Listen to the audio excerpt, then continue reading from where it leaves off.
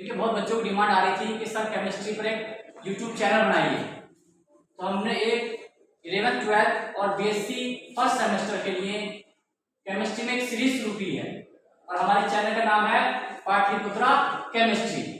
उसमें हम बेसिक से एडवांस तक लेकर जाएंगे कि केमिस्ट्री क्या है। तो आज के वीडियो में यही डिस्कस करेंगे कि केमिस्ट्री क्या है।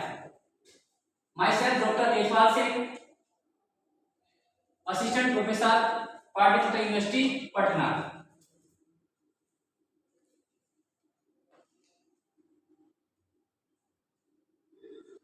ये केमिस्ट्री जो शब्द है वो मिस्र यानी कि इजिप्ट के शब्द से आया है, जिसका मतलब है कीमिया। कीमिया से ओरिजिनेट हुआ है केमिस्ट्री, और जिसका मतलब होता है ब्लैक, मतलब काला। अगर इस कमरे में हम अंधेरा कर दें तो आपको कुछ दिखाई नहीं देगा कि कौन सा स्टूडेंट कहाँ बैठा है या इस कमरे की डायमेंशन क्या है, और ना ही ये पता लग पाएगा कि इस कमरे में कितनी बेंचेस हैं। लेकिन जैसे इस कमरे में उजाला करते हैं, इस कमरे में लाइट आती है, तो आप बता सकते हैं इस कमरे की डायमेंशन क्या है, क्या लंबाई है, क्या चौड़ाई है और क्या ऊंचाई है। तो आपको पता लग जाएगा कि इस कमरे में जो भी सब्सटेंस है या जो भी बच्चे बैठे हैं वो कैसे हैं। आप ये तक जान सकते हैं प्रकाश में कि काला कौन है, गोरा कौन है। यानी आप ये भी बता सकते हैं कि संगठन क्या है। तो किसी पदार्थ का संगठन या फिर उसकी संरचना या उसके बारे में उसके गुणधर्म, इन सब का अध्ययन किसमें किया जाता है? केमिस्ट्री, मतलब रसायन विज्ञान में। केमिस्ट्री एक बहुत बड़ा सब्जेक्ट है। अगर बात करते हैं प्राचीन भारत में, तो केमिस्ट्री को रसधर्म, रसक्रिया और रसायन शास्त्र भी कहते थे। और आपने देखा होगा कि अगर दूध को रात को रख दें तो वो दही बन जाता है। तो एक क्यूरियोसिटी जगती है मन में कि कैसे हुआ। और अगर आपने देखा होगा कि लोहे को ऐसे छोड़ दे खुला तो उसमें जंग लग जाता है और धीरे धीरे जंग उस लोहे को खा जाता है। और बहुत प्राचीन समय में ये माना जाता है कि पारस का पत्थर है और उस पत्थर को जब लोहे से लगाएंगे तो सोना बन जाएगा। और एक पढ़ा था, जब समुद्र मंथन हुआ था तो आपने अमृत के बारे में पढ़ा था कि अमृत जब निकला था समुद्र मंथन से तो देवताओं ने उसको पिया तो देवता अमर हो गए। तो आखिर उसमें क्या है, उस अमृत में उसमें क्या है या फिर उस पारस पत्थर में क्या है। तो इन खोजों को देखने के लिए एक जो विज्ञान की शाखा आई वो क्या है? केमिस्ट्री, रसायन विज्ञान।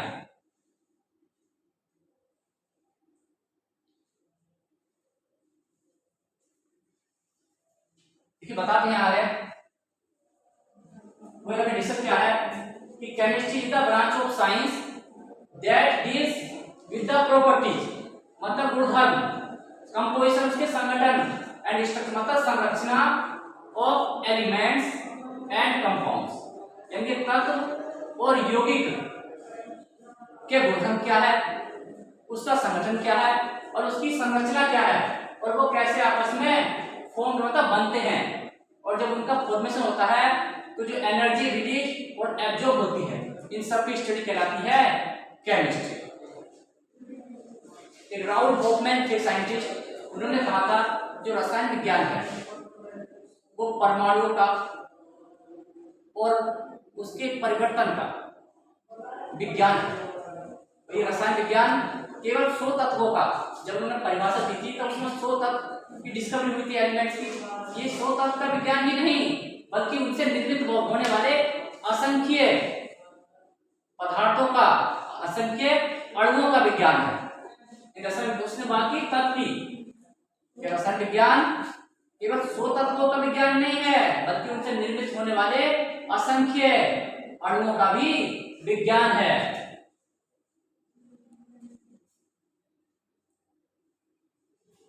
की बात आई थी कंपाउंड की, हमने बात करा था कि विज्ञान, रसायन विज्ञान कैसा है? तत्व की जो हम डिस्कस करते हैं तत्व के बारे में और तत्व से जो अणु बन रहे हैं उस सबका या उस सबकी स्टडी क्या है? रसायन विज्ञान है। तो तत्व में बात करते हैं, देखिए दो चीज आती है, एक कंपाउंड है जो अणु है कंपाउंड से मिलकर बने हैं या फिर तत्व से मिलकर बने हैं। ये दोनों क्या है?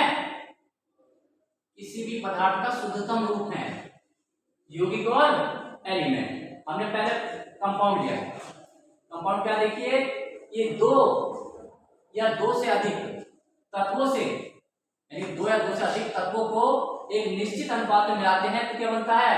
कंपाउंड बनता है, यौगिक बनता है। देखिए, a substance containing two or more than two elements combined together in a definite proportion। अगर निश्चित अनुपात में दो तत्व को मिलाते हैं तो क्या बनता है? कंपाउंड बनता है। और जो कंपाउंड बना है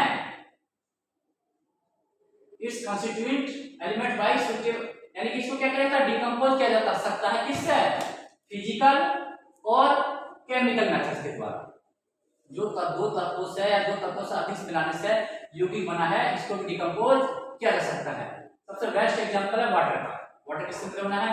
दो हाइड्रोजन मॉलिक्यूल्स, एक ऑक्सीजन के। वाटर का द्रव्यमान कितना है? 1 और 1 2 into 16। देखिए मास 2 into 16 1:8। क्या रेशियो है इसका? 1:8। अगर इस वाटर को आप ओशियन महासागर से ले लें, आप ग्लेशियर पहाड़ों पे जाकर ग्लेशियर से ले लें, या बारिश से ले लें, या तालाब से ले लें, या नदी से ले लें, झरने से ले लें, तो जो पानी है, पानी का में जो रेशियो है एलिमेंट्स का, हाइड्रोजन ऑक्सीजन क्या रहेगा हमेशा? 1:8।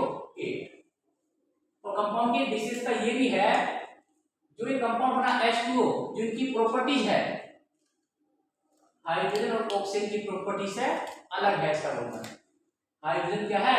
कंबस्टिबल है, या अपने आप में क्या है? फ्यूल है, ज्वलनशील पदार्थ है। और ऑक्सीजन क्या करता है? इस पदार्थों को जलाने में सहायक होता है। देखिए हाइड्रोजन ऑक्सीजन क्या है? दोनों जलाने में सहायक है। लेकिन वाटर क्या है? बुझाने का काम करता है। देखिए हाइड्रोजन ऑक्सीजन जलाने का काम करते हैं, वाटर करता है आपको बुझाने का काम करता है। यानी फायर एक्सटिंग्विशर में वाटर का यूज किया जाता है। तो इससे ये निष्कर्ष निकला, जो कंपाउंड बना है उसका जो गुणधर्म है, प्रॉपर्टीज है, वो कंस्टिट्यूट एलिमेंट से डिफरेंट होगी। और कंपाउंड क्या है? किसी पदार्थ का शुद्धतम रूप है जो एलिमेंट से मिलकर बना होता है। तो कंपाउंड से छोटा रूप क्या हुआ? एलिमेंट, यानी कि तत्व। तत्व क्या? The simplest form of a pure substance. किसी पदार्थ का सबसे शुद्धतम रूप तत्व कहलाता है, जिसको ना ही डिकम्पोज किया जा सकता है और ना ही इसको बनाया जा सकता है। ना तो उसका निर्माण किया जा सकता है और ना ही बनाया जा सकता है किसी भी, मतलब भाई ऑर्डिनरी फिजिकल और केमिकल मेथड, साधारण भौतिक और रासायनिक मेथड के द्वारा तत्व का ना तो निर्माण किया जा सकता है और ना ही तत्व को बनाया जा सकता है। तत्व क्या है? एक प्योरेस्ट फॉर्म है, प्योरेस्ट फॉर्म है, यानी कि शुद्धतम रूप है किसी भी सब्सटेंस का। यह हम दूसरे शब्दों में कह सकते हैं कि तत्व क्या है?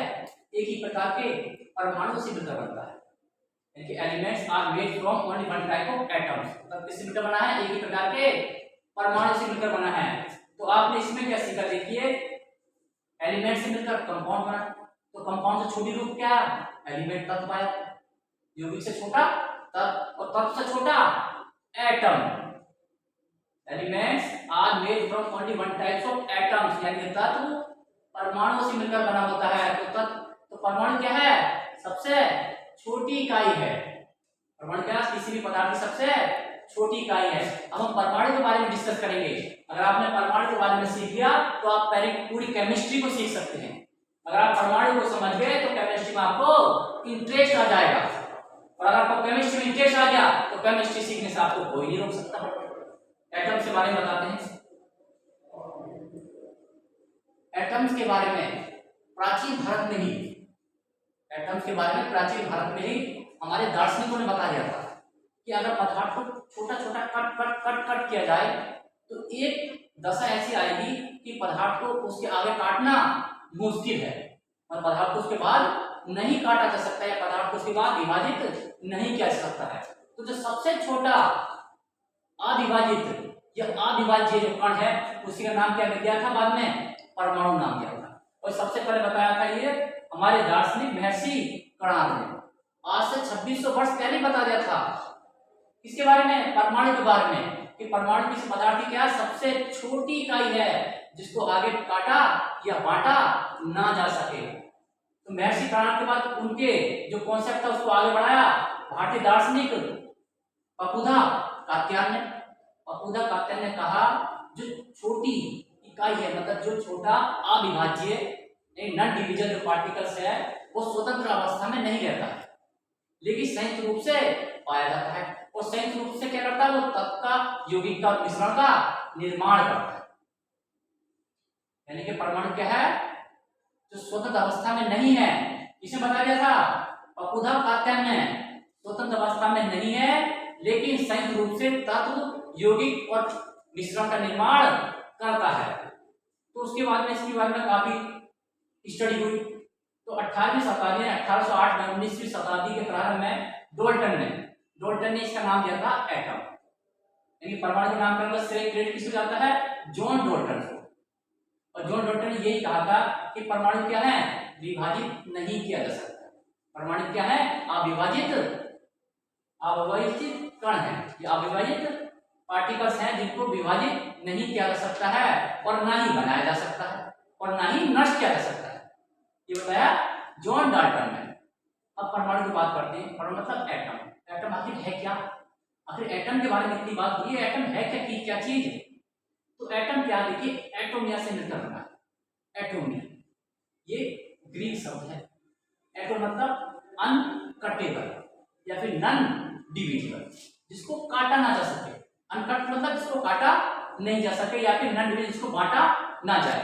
जो महर्षि प्राण ने 400 BC पहले कह दिया था कि सबसे छोटा कण जो अविभाज्य है, जिसको काटा नहीं जा सकता। तो आधुनिक युग में वही बात कर रहे हैं कि एटम क्या है, अनकटेबल है। तो डॉल्टन ने कहा कि एटम्स को ना तो डिवाइड किया जा सकता है और ना ही उसको बांटा जा सकता है। तो एटम्स क्या हुए, fundamental building blocks of matters. देखिए इसका मतलब एटम्स, परमाणु क्या है, किसी भी पदार्थ का क्या फंडामेंटल बिल्डिंग ब्लॉक्स है। जैसे हम लिविंग सिस्टम की बात करते हैं, अपनी बॉडी की बात करते हैं, तो किससे मिलकर बनी है, सेल से। सेल मतलब कोशिका। तो कोशिका क्या है, structure and function unit of any living system.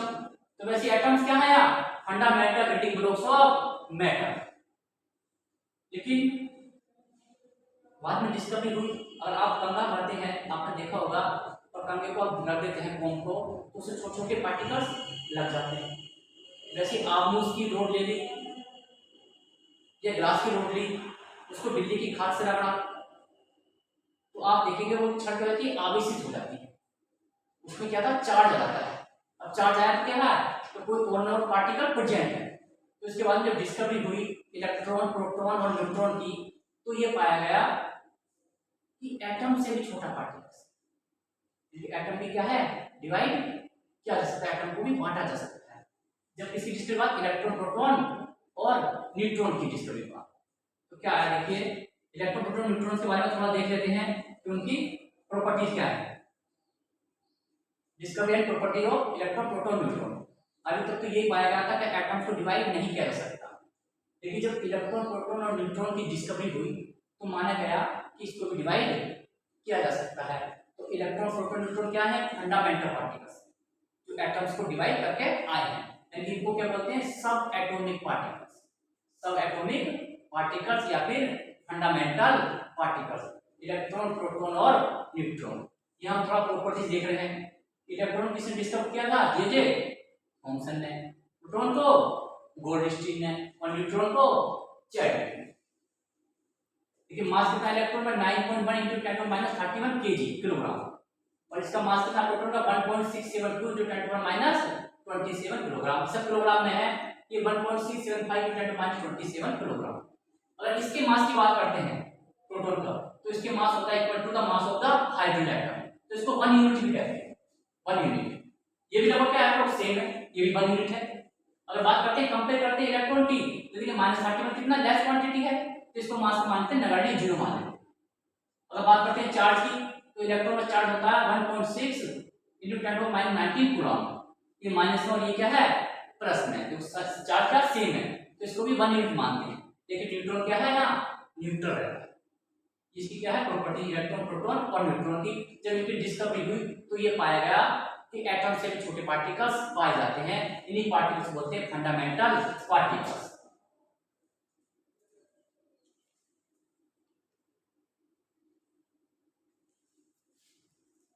अब देखते हैं, देखिए अब हमने अभी तक क्या जाना, देखिए केमिस्ट्री क्या है, रसायन विज्ञान क्या है।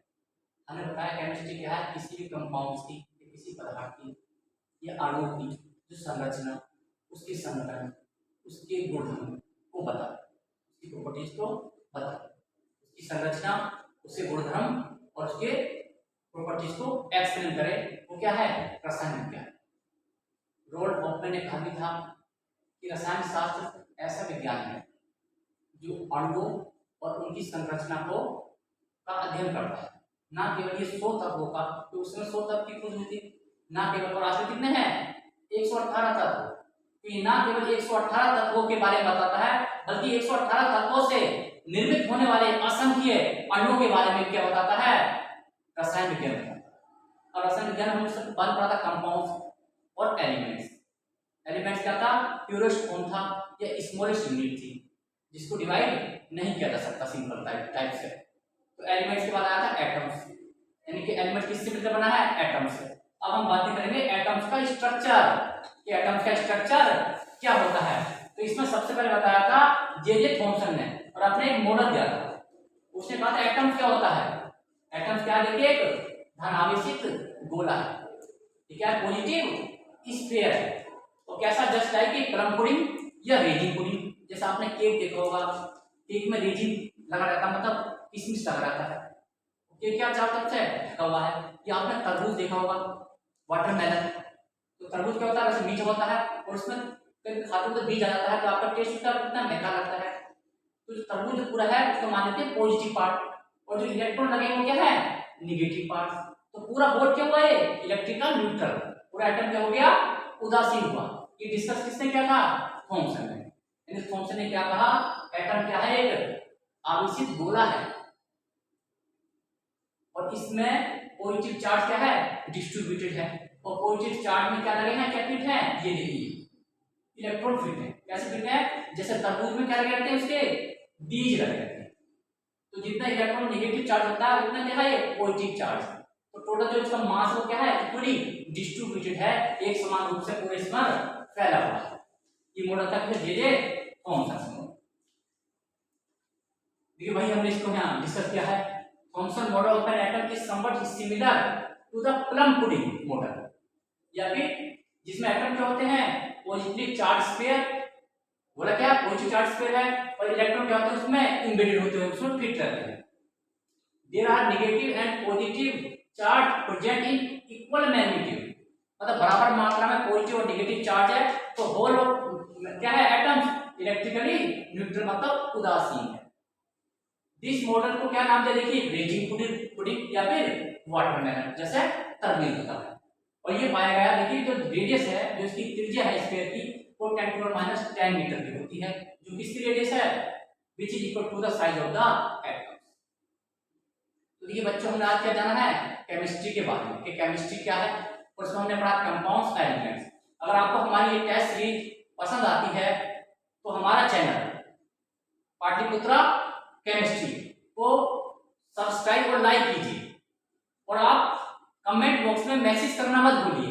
अगर आपके पॉजिटिव मैसेज या पॉजिटिव रिस्पॉन्स हमको मिलता है तो हम इस सीरीज को आगे जरूर बढ़ाएंगे।